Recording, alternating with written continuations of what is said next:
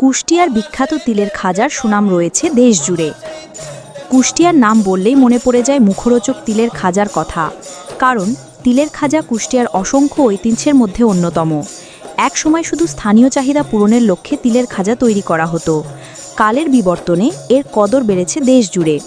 এটি এখন পরিণত হয়েছে একটি ক্ষুদ্র শিল্পে। হায়রে মজার তিলে খাজা, খেয়ে দেখলে না মন কেমন মজা।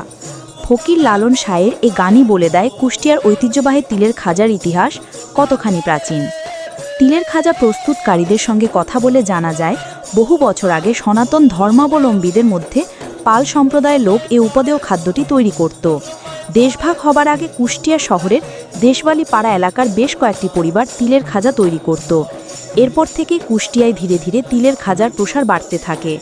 বাংলাদেশ স্বাধীন হবার পর থেকে কুষ্টিয়া কুমারখালী উপজেলার ছেউরিয়ায় গড়ে ওঠে তিলের খাজা তৈরির কারখানা। চিনি, পানি, দুধ একত্রে করে কড়াইয়ে আগুনের তাপে তা গলানো হয়। তারপর একটি ঠান্ডা স্থানে ওই গলানো শিরা রাখা হয়। একটু ঠান্ডা হওয়ার পর হাতের সাহায্যে আলতো করে টেনে টেনে লম্বা করা হয়। তারপর একটি মাদুরি চিনির শিরা লম্বা আকারে রাখা হয়। এরপর ব্লেড দিয়ে টুকরো টুকরো করে কেটে তার সাথে মেশানো হয় ভাজা তিল। পরবর্তীতে প্যাকেট হয়ে চলে যায় দেশের বিভিন্ন প্রান্তে। রাতের বেলা কারখানায় নানা প্রক্রিয়া সম্পাদন শেষে তৈরি হয় মজাদার তিলে খাজা। কুষ্টিয়ার এই তিলের খাজার সুনাম এখন সারা দেশ জুড়ে। সকাল থেকে রাত পর্যন্ত বাস স্ট্যান্ড, রেল স্টেশন সহ হাটে বাজারে ফেরি করে বিক্রি হয় এই তিলের খাজা। তবে সব কিছুর দাম বেড়ে যাওয়ায় আগের মতো লাভ হচ্ছে না তাদের। এই তিলের খাজা খেতে যেমন সুস্বাদু, তেমন কদরও রয়েছে দেশের সব জায়গায়। এই ক্ষুদ্র শিল্প প্রতিষ্ঠান সৃষ্টি করেছে বাড়তি লোকের কর্মসংস্থান। এই কারখানায় প্রতিদিন ৮ থেকে ১০ মণ তিলের খাজা উৎপাদন হয়। এসব ক্ষুদ্র উদ্যোক্তাদের জন্য ব্যাংক প্রতিষ্ঠান থেকে আর্থিক সুবিধা সৃষ্টি করা হলে এই শিল্পকে আরও এগিয়ে নিয়ে যাওয়া সম্ভব।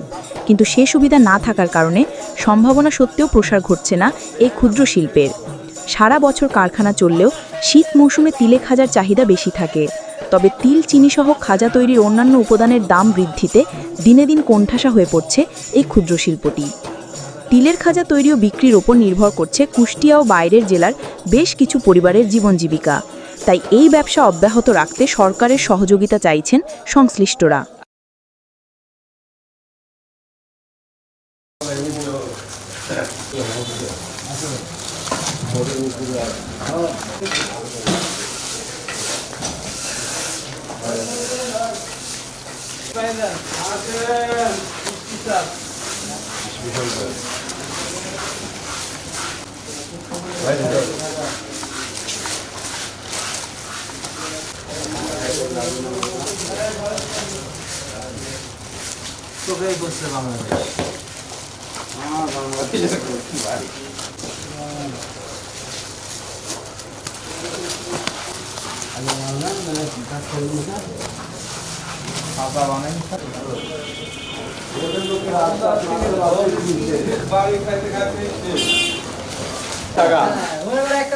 কুষ্টিয়ার বিখ্যাত সেই জিনিস মিস্ত্রি শিখেছে। আমরা বলতে হয় আগে যে হয়নি হয়নি দুই তো বাসায় যায় লাগছে ভাইরাল মিটার টাকা নেই, মিটার টাকা নেই।